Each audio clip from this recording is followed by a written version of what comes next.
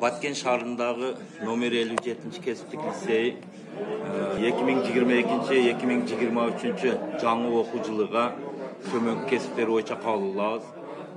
9 класстын базасында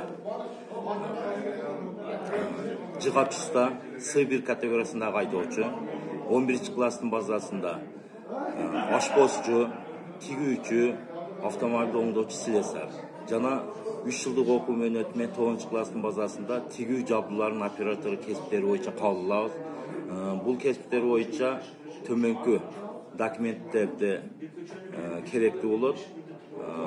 9 класстын базасында 9 класстын бүткөндөгү күбөлүгү, андан тышкары паспорту болбосо туулган тууралуу метрикеси, анан 3-4 сүрөт, директорго арыз, айыл өкмөттөн үй бүлөлүк тууралуу справка, андан тышкары 086 медициналык справка. Ушул кесиптер быйылкы жаңы окуу жылыга 2022-2023 окуу жылыга кабыл алабыз. Андан тышкары быйыл биз онлайн режиминде кабыл алабыз. Себеп дегенде баягы сайтка киргизебиз. Ошого быйыл мына 16 июлдан башталды, 31 августка чейин кабыл алуу жүрөт.